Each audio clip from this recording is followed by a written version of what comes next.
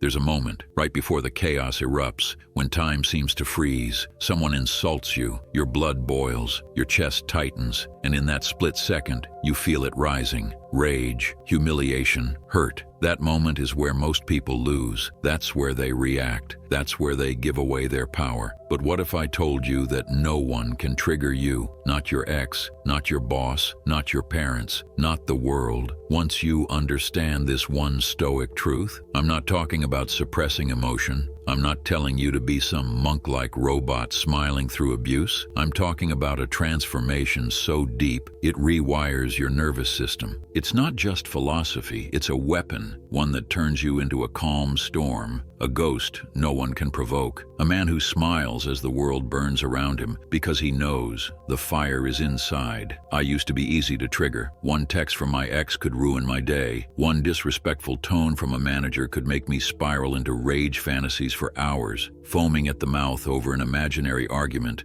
wishing I said something better, stronger, colder. But all of that was weakness. I didn't know it then, but I was a slave, chained by the illusion that I needed respect, validation, fairness, love, that if people didn't treat me a certain way, I had the right to explode. But one night, I stumbled on a quote that shattered everything. If someone succeeds in provoking you, realize that your mind is complicit in the provocation. This is what Epictetus said. That line hit like a bullet. My mind was complicit? You mean it wasn't them? It was me? That quote was a slap to the ego. And like every slap to the ego, it was exactly what I needed.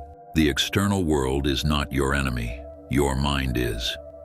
Here's the hard truth most people can't swallow. No one triggers you. You trigger yourself. The external world is just data. Words, expressions, events. Your brain is the one that interprets it, reacts to it, assigns meaning. When someone insults you, they don't stab you, they throw air at you. You're the one who pulls the knife into your own chest. This is where Stoicism becomes deadly. Not peaceful, not passive, deadly. Stoicism says, you are not entitled to comfort. You are not entitled to justice. You are not entitled to anything outside your control.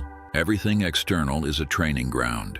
The disrespect, training. The betrayal, training. The chaos, training. Seneca said, we suffer more in imagination than in reality. Let that sink in. The scenarios in your head are doing more damage than anything in the real world. If that's true, and it is, then your triggers are illusions, ghosts, paper tigers. They feel real, but they're born in your mind. And anything born in your mind can be killed in your mind.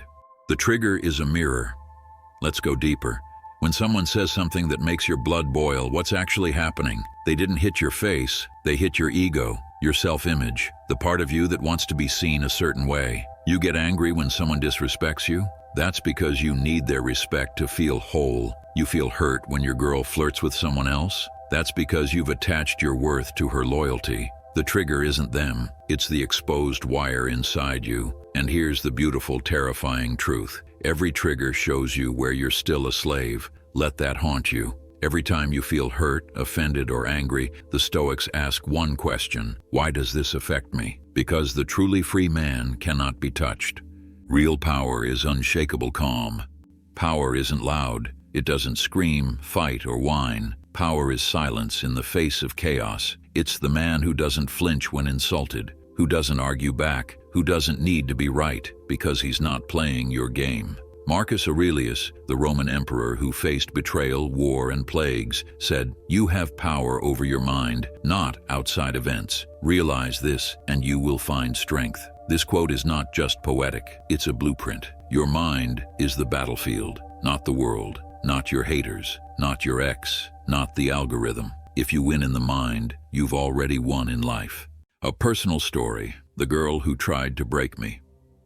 A few years ago, I was dating a woman who, in hindsight, had mastered the art of psychological warfare. She'd disappear for days, then return with vague stories. She'd flirt with other men in front of me, then call me insecure for reacting.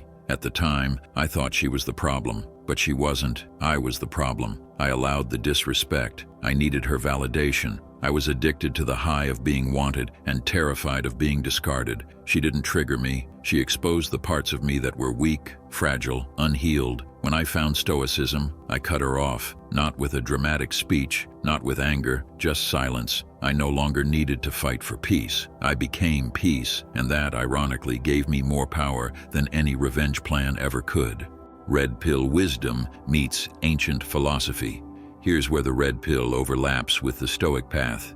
If you need something outside of you to be okay, you're already lost. Men who chase validation, approval, and attention are men who get manipulated, triggered, and broken. But the man who sits in the fire and says, "I will not be moved," that man becomes untouchable. Let me give you a brutal truth. People will test you. Life will test you. If you break when tested, you never had strength. You had convenience. Stoicism isn't about smiling through hell. It's about becoming the kind of man who turns hell into his forge. Psychological triggers are tools for growth. Let's talk about dopamine. When you get triggered, your brain spikes. It's like a mini high. The rage, the drama, the self-pity. It feels good. That's why people get addicted to their own suffering. But the Stoic flips the switch. He uses that spike, not to spiral, but to study. He asks, what did this situation reveal about me? Why do I care so much about their opinion? What fear is hiding beneath this anger? Suddenly, the trigger becomes a tool, an opportunity to dissect your psyche, to get stronger, sharper, more aware. Pain becomes a compass. Discomfort becomes a weapon. My darkest lesson. There was a time I lost almost everything. A breakup, financial stress, betrayal by people I trusted. I remember sitting alone, numb, checking my phone for a message that never came. Angry, bitter, wanting to scream. But in that darkness, something shifted. I remembered a quote from Seneca, "He who is brave is free." And for the first time in my life, I asked, what if I just stopped expecting anything? What if I stopped needing life to be fair, people to be kind, love to be loyal? I stripped everything down to bone. And from that moment, I was no longer reacting to life. I was commanding myself. That's the day I became free. Final truth. You can't be triggered if you don't play the game.